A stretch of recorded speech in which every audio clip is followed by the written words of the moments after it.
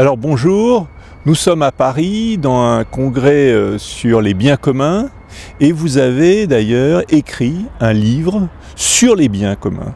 Est-ce que vous pouvez nous faire une petite introduction sur ce livre et aussi par la même occasion sur vous-même? Alors, le thème du livre, c'est l'économie du bien commun. Oui. Par extension d'un nom qui est un peu connu, mais qui caractérise assez mal la totalité du champ, qui est celui de l'économie sociale et solidaire. Donc je pensais qu'il fallait utiliser un terme plus vaste, plus large. Ce n'est ni l'administration, il y a des établissements publics avec un P, parce que l'État est derrière. Il y a des administrations, ça forme un secteur important en France, et l'État est important. Il y a de l'ordre de 5 400 000 personnes travaillant dans ce secteur-là, que ce soit les collectivités nationales, territoriales, etc., ou les établissements publics. Ce n'est pas non plus le secteur à but lucratif, qui est important parce qu'il faut générer de la richesse. C'est un troisième secteur qui est intermédiaire et qui rassemble des organisations de nature différente, des associations, des mutuelles, des coopératives, un secteur éclaté qui n'a pas bien conscience de son existence, qui est un peu faible, qui pourrait être développé d'une manière beaucoup plus considérable. Et comme moi-même, j'ai eu la chance de travailler dans ce secteur-là de l'économie à but non lucratif aux États-Unis et en Angleterre. Du coup, j'ai un peu et même un petit peu en France. J'ai créé une organisation en France sur les sciences, un centre de sciences. J'ai pensé qu'il était bon d'apporter à mes concitoyens un petit peu un témoignage de ce qu'il est possible de faire pour l'économie du bien commun et en particulier pour la création de jobs, des emplois. Et malheureusement, on n'en prend pas assez le chemin. Alors je crois qu'il y a un ministre qui doit s'occuper de ça, M. Hamon, mais pour le moment ça reste encore un tout petit peu lent. Il faut réfléchir à une politique globale, cohérente pour le développement de ce secteur, qui est à mon avis le seul secteur où les emplois peuvent être créés assez rapidement et à moindre coût. Mais vous avez eu aussi, et c'est peut-être ça qui vous donne un regard aiguisé sur ce sujet, vous avez été aussi dans le secteur public, oui, et aussi sans doute un peu dans le secteur privé. J'ai été dans le secteur public, comme je vous l'ai dit. D'abord, mon métier de base, c'est d'être professeur d'université. Donc, s'il y a bien un secteur qui est public, c'est bien ça. J'étais professeur de physique, pas d'économie. Et puis, assez vite, j'ai été amené à travailler avec, d'ailleurs, les physiciens qui s'intéressaient à la réforme d'enseignement de la physique. Je me suis intéressé à l'éducation, etc. J'ai fondé, en numéro 2, en responsable scientifique, la Cité des sciences, oui, avec un statut d'établissement public. Oui. Aujourd'hui, cette cité a ce qu'on appelle un EPIC en français. Oui. Et donc c'est un établissement public, et même si les personnels ne sont pas, je dirais, nommés là à vie, ils ne sont pas des fonctionnaires à vie, mais on est dans un cadre public. Alors j'ai vu ça. J'ai pas travaillé dans le secteur, je dirais, à but lucratif. J'ai surtout travaillé dans ces secteurs éducatifs et oui, la science et l'éducation de la science et la communication de la science, que ce soit aux États-Unis, que ce soit en Angleterre ou que ce soit en France.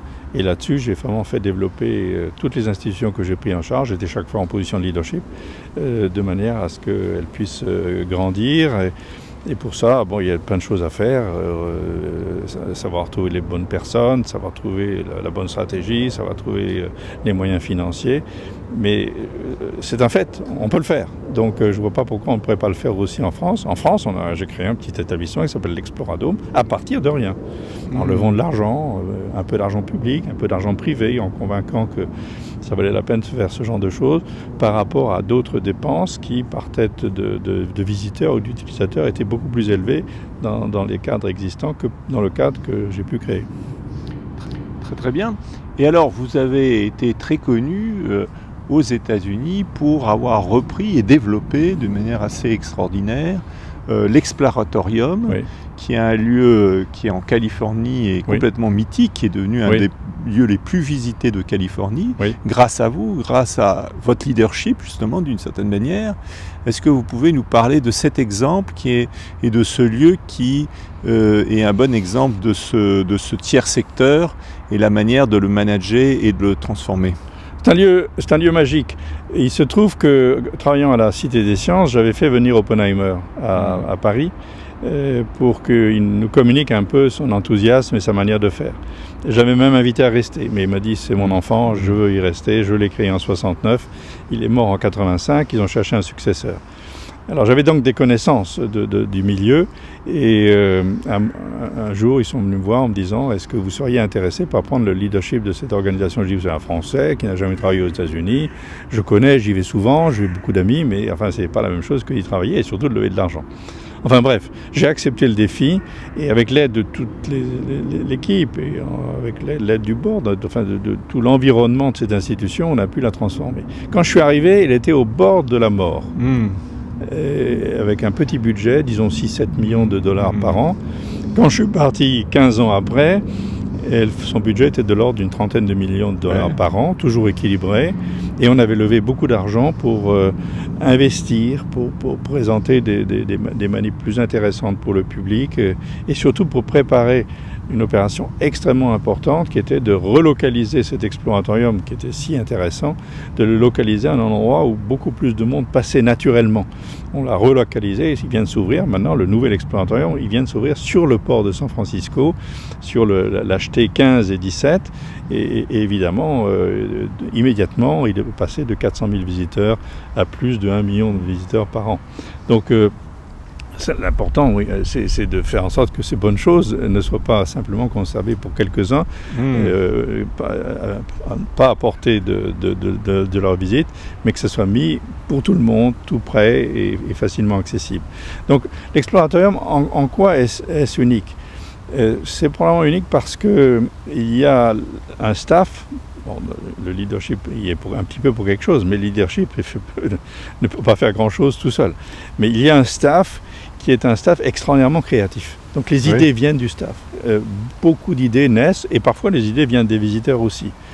Et cette créativité permanente doit s'accompagner par des moyens financiers, de la levée de fonds, un accord sur une stratégie, etc. Donc il y a un travail à faire globalement pour donner des orientations, mais vraiment la substance des nouvelles idées vient des gens qui y travaillent, et c'est ça qui en fait la richesse. C'est pour ça que les gens aiment y travailler, parce qu'ils ont le sentiment que ce qu'ils peuvent proposer a une chance de déboucher sur quelque chose. Alors c'est un très bon exemple de ce que vous évoquiez pendant votre conférence, c'est-à-dire l'importance dans ce secteur donc, qui touche au bien commun, qui est un secteur très très important parce qu'il crée en fait le lien entre tous les êtres d'une société, tous les participants, les actifs de cette société. Et vous évoquiez effectivement l'importance dans ce secteur d'apprendre et de développer le leadership. Et en l'occurrence, ce que vous avez fait avec l'Exploratorium est un très bon exemple concret, parce que vous êtes arrivé en faisant évoluer sa position stratégique, au sens même de lieu, mais aussi peut-être aussi sa position épistémologique, son positionnement en termes de contenu, ne serait-ce que cette idée de faire participer créativement le staff, c'est déjà une idée très originale, puisque très souvent on considère que le staff, au contraire, il est là que pour exécuter. Donc ces deux actions qui a été de donner et de vous mettre à l'écoute du staff, et aussi de se dire que c'était important, même au moment même où vous connaissiez des difficultés, finalement de réinvestir massivement dans une délocalisation, ce qui est peut-être un peu contre-intuitif quand on est en difficulté, où on a tendance plutôt à se terrer et à se replier sur soi, alors que là c'était un saut en avant. Ça, c'est des actes de leadership. Alors peut-être, est-ce que vous pouvez nous parler un peu de ce rôle du leadership dans ce secteur? Le rôle du leadership, comme vous le dites, est important. Encore une fois, ce n'est pas le leader qui fait tout, mais c'est le leader qui peut bloquer dans un sens, ou au contraire faciliter. Et ce que j'ai constaté, malheureusement, c'est que quand on est leader, on est un peu seul. C'est-à-dire qu'on est à la croisement de deux mondes. Le monde de ceux qui aident, le monde du board, le monde des gens qui ont des responsabilités, y compris fiscales, et puis le monde du staff. Il faut arriver à les faire communiquer. Il faut arriver à les inspirer. inspirer le board, c'est trouver des gens qui ont vraiment envie de se consacrer stratégiquement au développement de la maison, qui ont envie d'apporter des moyens financiers, qui ont envie d'apporter leur agenda de connaissances pour faire en sorte que plus de gens s'intéressent à cette affaire. Et là, on a particulièrement bien réussi puisque on a fait venir des gens qui ont pu faire ensuite des donations très très importantes à l'Exploratorium du genre d'une cinquantaine de millions par personne de leur argent privé. Un exemple, c'est Gordon Moore, le fondateur d'Intel, qui a donné 45 millions. Un autre, un homme qui a été président, qu'on a fait nommer président du board, et qui a été responsable du développement d'une société, la principale boîte de biotechnologie dans le monde, qui s'appelle Amgen, et qui a apporté à peu près le même montant financier au développement de l'Exploratorium. Et quand on regardait la contribution financière qu'il apportait, parce que tout le monde devait apporter une contribution financière, certainement c'était un de ceux qui, par rapport à ce qu'il pouvait donner, donnait le maximum. Donc, ce qu'il faut, c'est créer cet enthousiasme en montrant que la cause sur laquelle nous travaillons tous, le board, le staff, les bénévoles, les amis, etc., que c'est une cause qui vaut la peine. Et aux États-Unis, on sait bien que l'éducation est souvent une cause un peu délaissée, et c'est donc un certain nombre de gens, y compris les grands leaders de la Silicon Valley, étaient très, très derrière ce genre de choses. Je pense par exemple que souvent j'avais Hewlett Packard, vous avez dû entendre parler de ces deux noms, eh bien, il venait dans mon workshop et David Packard me disait « Alors j'aime bien me traîner, hang out comme il disait, dans ta workshop, discuter avec tes gars parce qu'ils ont plein d'idées et ça me rappelle les temps du développement, initiaux du développement de HP. » Donc ça correspondait aussi à un esprit, l'esprit Silicon Valley, l'esprit pionnier, l'esprit de création de nouvelles choses. Et ça, on l'avait installé et cultivé pour le domaine de l'éducation, pour le domaine de la culture scientifique, pour le domaine qu'on peut ouvrir ainsi au grand public, et pour les rendre conscients un petit peu plus des enjeux du monde actuel. Très très bien, merci beaucoup et bon séjour en France puisque vous êtes, après un long passage aux États-Unis, de retour en France. Oui, alors depuis combien de temps? Oui, alors depuis environ un an, avec comme mission qui a été inscrite dans une sorte de rapport fait par deux anciens premiers ministres, Rocard et Juppé, sur le développement de la culture scientifique et technique en France, de développer sur tout le territoire national une vingtaine de petits centres de sciences comme celui qui existe maintenant à Vitry-sur-Seine, qu'on a créé il y a 12-13 ans, et qui s'appelle l'Exploradome. Donc des petits centres, qui font, je sais pas moi, 60 000 visiteurs par an, qui font 1000 à 1500 mètres carrés, et qui fonctionnent en réseau en échangeant leurs ressources et parfois leur staff. Et c'est ça l'avenir. L'avenir, c'est de créer un peu partout des centres extrêmement attractifs avec les meilleurs produits, qualité la plus supérieure, prix moins cher et puis rapidité et d'exécution.